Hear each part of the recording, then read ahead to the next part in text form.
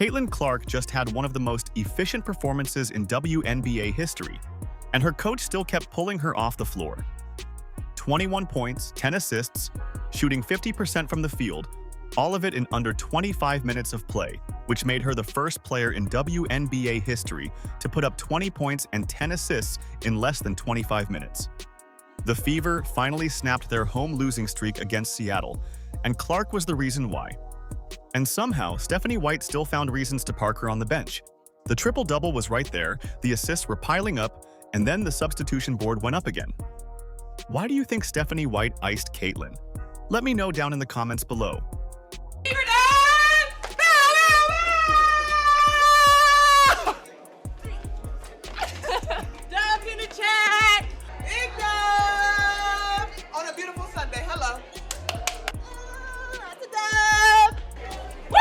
Much needed. My goodness. First home dub. Let's go. The last time Caitlin Clark won a game at Gainbridge Fieldhouse, it was July 2025. That's not a recent slump or a short rough patch PR while the fans kept showing up anyway, kept buying tickets, kept filling seats for a team that kept sending them home empty. So when the Fever took the floor against Seattle on May 17th, every single possession carried that weight. And the crowd felt it. Attendance was a little lighter than usual, which honestly makes sense when you think about how many times those same fans had watched the Fever lose at home and walked out frustrated. Some of that frustration was pointed directly at Stephanie White, and not quietly. The fan base had been vocal about where this team was falling short, so the energy inside the building wasn't pure celebration before tip-off. It was more like cautious, guarded hope from people who'd been burned before. Very capable out there, Stephanie Dolson. Clark coming off the game with 7 threes, but she's showing off the vision here early. Too strong. She'll want that one back. Williams pulls down the rebound for Indiana. Clark from way downtown. She gets it to go. A rounded down for Caitlin Clark from 35. Seattle came in at 1 win, 3 losses. So on paper, this looked like a winnable game. But the Storm were also missing 3 frontcourt players. Dominique Malonga was out with a concussion, Ezi Magbegor sat with a right foot injury, and Katie Lou Samuelson didn't play because of a knee issue. The Storm were also averaging just 80.7 points per game coming in, which put them near the bottom of the league in scoring.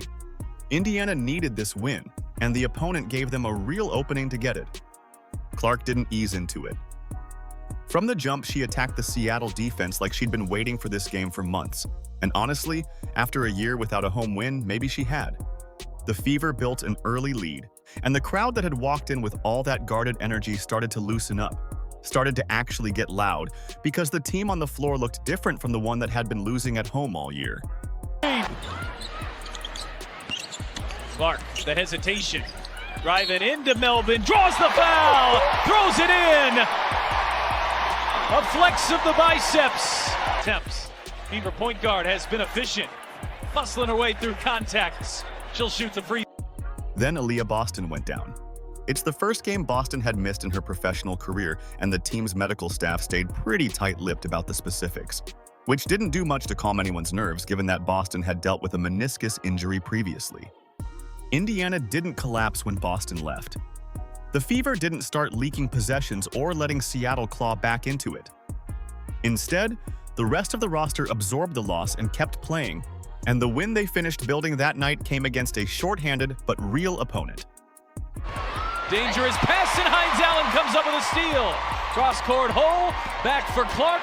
She is open, and buries a three. The right time, too, is just getting that confidence back. Oh, Cunningham finds some space underneath. Hines Allen with the vision. They'll tack on a foul, and one for Cunningham. It's a 9-0 run for the Fever. 21 points and 10 assists in 24 minutes of floor time. Not 35 minutes, not 30, not even a full half, just 24 minutes. And Clark still put up a stat line that no player in WNBA history had ever touched at that pace. Let's talk about how those 21 points actually came together, because the shooting line tells you something most people missed. Clark took only 10 field goal attempts all night and hit 5 of them, so that's 50% from the field against a Seattle defense that was competing and physical. She went 2 for 4 from 3, which is fine, but the number that really explains the efficiency is the free throw line. Clark shot 9 for 9 from the charity stripe, 9 attempts, 9 makes, and she talked about exactly why that mattered after the game. "I got to the line 9 times," she pointed out, "so that cleans up a lot of field goal attempts when you're getting to the line that much." She wasn't forcing up bad jumpers. She was drawing contact, getting to the line, and converting every single time. That's a smarter way to score than jacking up 18 shots. Clark, the hesitation. Driving into Melvin, draws the foul, throws it in.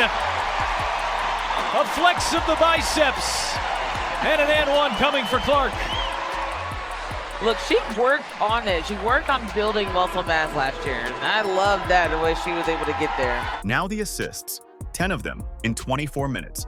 And these weren't garbage time dimes or wide open layup feeds on broken plays. Clark read the Seattle defense over and over, drew the extra defender, and found the open player with enough time and space to actually set their feet and shoot.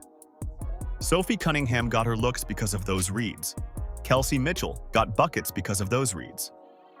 Clark's playmaking broke Seattle down possession by possession, and the crowd could feel when she had the defense exactly where she wanted it.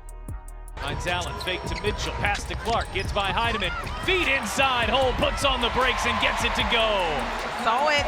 I saw it. It was like the Red Sea just parted, and they were begging Lexi Hole to make that cut. Do the math on her total impact and it gets almost absurd. Her 21 points plus the points generated by her 10 assists put her personally responsible for well over half of Indiana's 89-point total. More than half the team's output came through one player who barely played half the available minutes. Clark also pulled down 7 rebounds in that same 24-minute stretch, which puts the triple-double conversation in a very uncomfortable place that we'll get to shortly. No player in WNBA history had ever recorded 20 points and 10 assists in fewer than 25 minutes of floor time. Not once. Clark didn't just approach that line, she cleared it while shooting 50% and going a perfect 9 for 9 from the free throw line. To put that in context, most players in this league never hit 20 and 10 in a full 40-minute game, and the ones who do usually need every single minute of it to get there. Kaylin, much of the final margin for this game came in that first quarter that you guys started off so well, and what to you was clicking in that first quarter when you guys scored 32 points? Yeah, I mean, I thought we played with good pace. I thought we took good shots. I don't think we fouled as much in the first quarter as we did the next 3 quarters, so that probably helped us. Probably could have played better defense there too. Played better defense in the second half, but thought we were moving the ball well. Thought we were getting good shots. We were getting to the free throw line, so that. Clark was in a genuine rhythm, not just producing numbers on a quiet night, and every person inside Gainbridge Fieldhouse could feel the difference between a player who's grinding and a player who's locked in. She was locked in. Clark had 7 rebounds in 24 minutes, and she needed 10 to get a triple-double. With over 7 minutes left in the fourth quarter, White pulled her anyway. 7 minutes left, 3 rebounds away from history, shooting 50%, assists stacking up, crowd fully locked in, and the substitution board went up. That's the decision we need to talk about. I am completely convinced that Stephanie White is Caitlin Clark's biggest op. She's definitely her biggest hater. Caitlin Clark has been balling all freaking game. Y'all wanna know what Stephanie White did? Took her out of the game. The pattern through this whole game was maddening to watch. White pulled Clark just over a minute into the second quarter, which makes no sense when you remember Clark had already rested during the first quarter break. So she sits, rests during the break like every other player, comes back out, plays just over a minute, and White sits her again. There's no rhythm you can point to, no defensive matchup problem that explains it, no obvious strategic reason why your best player needs to watch from the bench 1 minute into a quarter she just started. And while Clark sat, Kelsey Mitchell stayed on the floor. Mitchell finished with 17 points, so the number looks fine on paper, but she needed 18 shots to get there, going 8 of 18 from the field and 1 of 5 from 3. That's not a hot night. That's a player hunting her shot and finding it just enough times to put up a decent total. Mitchell also grabbed 0 rebounds, the 3rd straight game she's done that. So White kept the player shooting 44% with 0 boards on the floor and kept pulling the player shooting 50%, who was a few big rebounds night away from a triple-double. That's not rotation management, that's just wrong. Stephanie White takes out Caitlin Clark with 7 minutes and 35 seconds left in the fourth quarter. CC is 3 rebounds short of a triple-double, clearly trying to reduce her minutes to avoid CC triple-double. Facts. Do people think we're crazy conspiracy theories? So if it was yourself, Stephanie White continues to initially sabotage Caitlin Clark. It was right there. She had the points, she had the assists, and in 24 minutes, she'd already pulled down 7 boards, which means she was rebounding at a real rate, not just accidentally bumping into loose balls. White took that off the table with a substitution, and no post-game explanation is going to make that decision look good in hindsight. The broader pattern is what actually worries Fever fans, because this isn't isolated to one game. White's coaching style leans rigid, rooted in structure and rotation schedules that don't always bend when one player is clearly operating at a different level than everyone else on the floor. When Clark goes off, White tends to redirect the credit toward the whole group rather than acknowledge that her best player just did something nobody else in the league can do.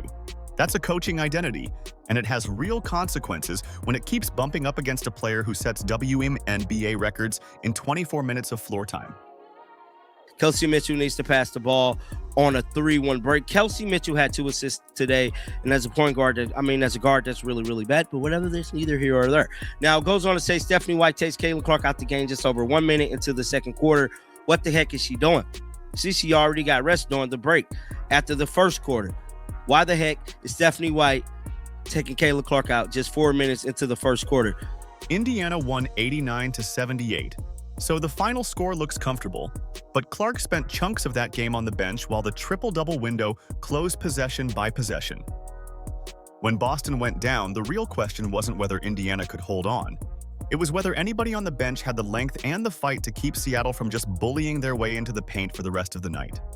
Monique Billings got the call, stepped in with no warm-up, no preparation, just, "You're in now, figure it out," and she held her own. Billings played 19 minutes and chipped in 4 points, and while one analyst put it bluntly that she didn't do a whole lot of nothing offensively, she did what White asked her to do before the game, which was bring energy, rebound, and defend. Clark herself gave Billings credit after the game, mentioning her alongside Myisha Hines-Allen as players who did great when they came in. Yeah, Caitlin, I know you mentioned pregame, obviously it's next player up with AB. How do you think Mo, Myisha, and Michaela just stepped up today? Yeah, I thought they were great, and those are big shoes to fill, so you kind of got to fill it by committee. AB does so much for us. She conducts the offense, she conducts the defense. She's a heady player, she rebounds the ball really well. So I thought they all did great when they came in. Obviously, KK played 17 minutes and was pretty productive, so that was really fun to see too. But I thought they all did well. And she got her 100th point tonight. Yeah. Shout out KK. So James and Kansas. Hines-Allen kept the rotation functional too, and her versatility was a real factor in how Indiana stayed organized after Boston left. Cunningham talked about it after the game, pointing out that having players like herself, Hines-Allen, and Lexi Hull, who can guard multiple positions and play in different lineups, makes the Fever genuinely hard to guard. That's not just something players say to sound good. You could actually see it in how Indiana shifted their rotations without losing their defensive shape. Is here. Seattle gets back nicely. Clark, no look. Hines-Allen lays it in. Back-to-back assists for Caitlin Clark. Now, let's talk about Sophie Cunningham, because 17 points and 3 rebounds in 25 minutes off the bench is a real performance, not a quiet contribution you file away and forget. Cunningham shot 5 of 9 from the field and went a perfect 6 for 6 from the free throw line, so her 17 points came the right way, drawing contact, finishing, and hitting her free throws when it mattered. Cunningham, aggressive drive, splits a double team, gets it to go, and a foul. She went 1 of 5 from 3, so the long ball wasn't falling, but she didn't let that stop her from attacking. During one small ball stretch, she dropped 7 points in 4 minutes, just relentlessly going at the Seattle defense. And that's the version of Cunningham that Fever fans have been loud about all season. She plays with a physical edge that this team genuinely needs, especially against opponents that want to get physical back, and Seattle felt that on May 17th. Seattle is 3 of 15.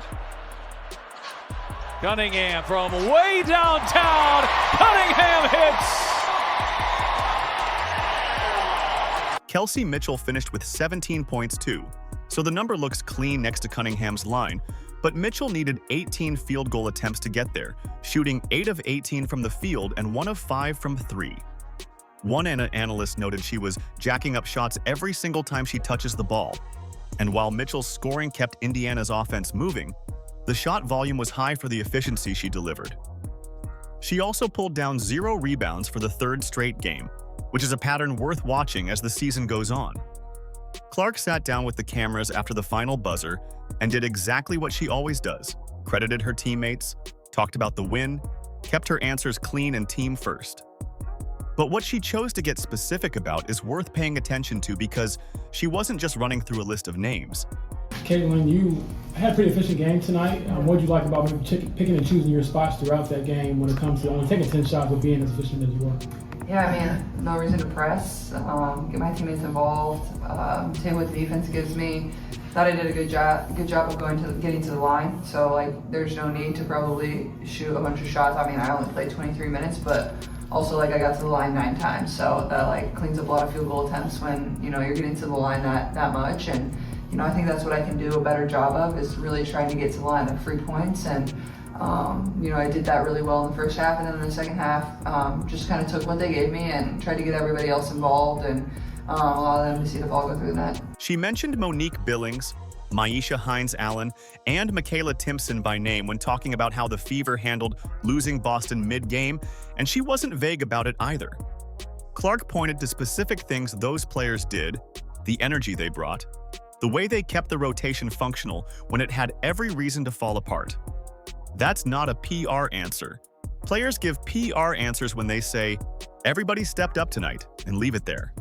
Clark actually named people and named what they did, which tells you she was paying attention to her teammates the whole time she was on the floor, even during her own record-setting performance.